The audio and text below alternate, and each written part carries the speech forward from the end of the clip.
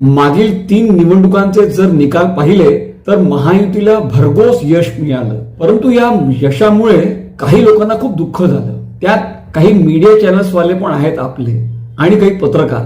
आता फ्रस्ट्रेशन काढायचं कुठे, तर नवीन नवीन स्टोरीज बनवायच्या, नवीन नवीन कहाण्या बनवायच्या आणि त्या बातम्या चालवायच्या.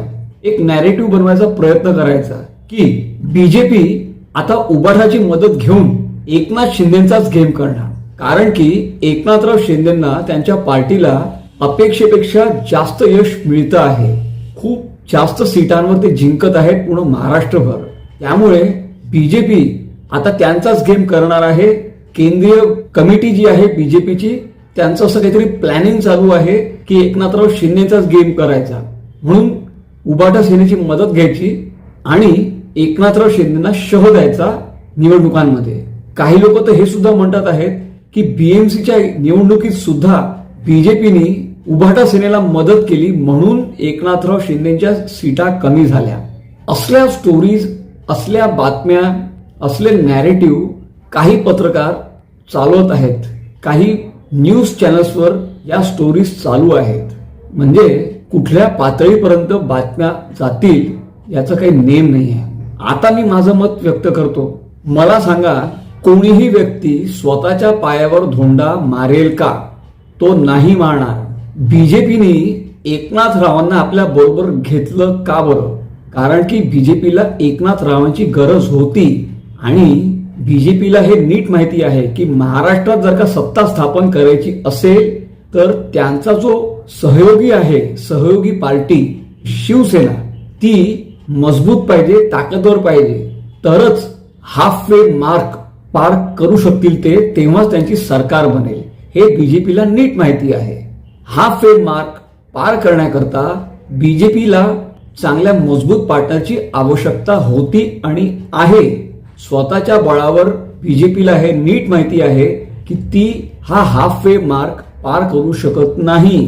त्यामुळे त्यांना एकनाथ शिंदेची गरज आहेच. आणि एकनाथ शिंदेना मजबूत करणं का आवश्यक आहे? कारण की बाजूला उबाटा सेना आहे. तर स्वाभाविक आहे बीजेपी आपली पूर्ण ताकद एकनाथराव शिंदेच्या मागे लावेल, तरच दुसरी जी शिवसेना आहे त्याची ताकद कमी होईल. आता एक उदाहरण देतो. बीएमसी इलेक्शन मध्ये शिंदे सेना आणि बीजेपी यांना मिळून किती सीटा आल्या? 118. पत्रकारांचं म्हणणं आहे की बीजेपीने उबाटा सेनेला मदत केली, त्यामुळे यांच्या सीटा कमी झाल्या. अहो, समजा शिंदेच्या 10-12 सीटा जरी कमी आल्या असत्या तर यांची सरकार बनू शकली नसती.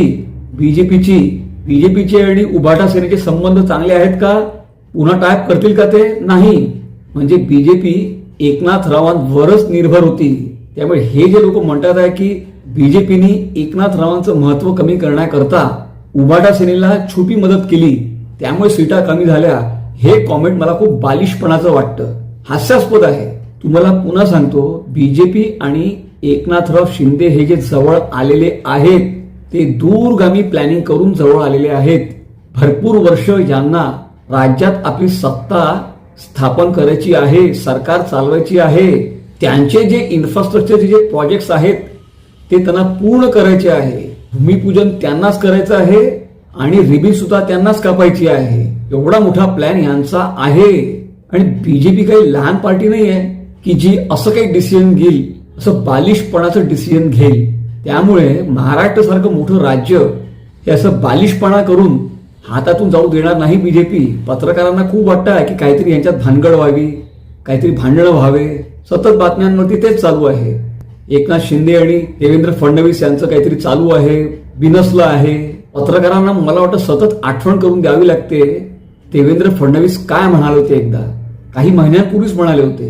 देवेंद्र फडणवीस म्हणाले होते की तुम्ही पत्रकार काहीतरी बातम्या चालवत असता ज्याचा संबंध कशाशी काहीही नसतो.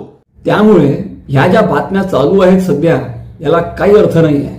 लिहून घ्या माझ्याकडनं. काही दिवस झाल्यावर दादा एकनाथराव शिंदे, देवेंद्र फडणवीस गप्पा करताना हसताना दिसतील आणि निवडणुकांमध्ये जी रस्सीखेच आपल्याला दिसते ती क्षणिक असते, त्याच वेळेकरता असते. नंतर सगळं व्यवस्थित होतं. महायुतीत हे जे तिघं आलेले आहेत हे दूरचा विचार करून आलेले आहेत.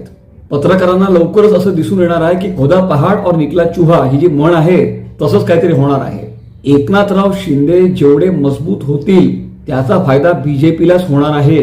म्हणजे विधानसभाची जी निवडणूक राहील त्यावेळेस हाफ वे क्रॉस करणं हे त्यांना कठीण जाणार नाही.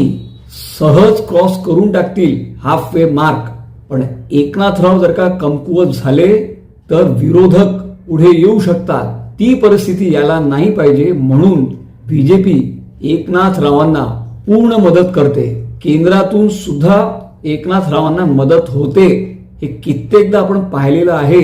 त्यामुळे ही थेरी की बीजेपी एकनाथरावांवर खूप नाराज आहे त्यामुळे उभाटा सेनेला छुप्या रस्त्याने मदत करून एकनाथरावांचा त्यांना शह देईल असं काहीही नाही आहे. हिंदीमध्ये त्याला खयाली पुलाव म्हणतात. त्याचा सत्यतेशी काहीही संबंध नाही. काही दिवसात छान हसताना गप्पा गोष्टी करताना हे तिघं तुम्हाला प्रेस कॉन्फरन्स घेताना दिसतील. त्यामुळे चिंता करायची गरज नाही पत्रकारांना.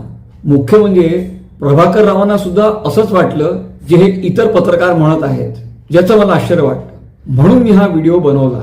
तुम्हाला हा विषय कसा वाटला? जर का आवडला तर कृपया करून या व्हिडिओला लाईक, शेअर, हाईप करा. चॅनलला सबस्क्राईब करा. बेल आयकॉन दाबा. भेटू पुढच्या व्हिडिओमध्ये. धन्यवाद.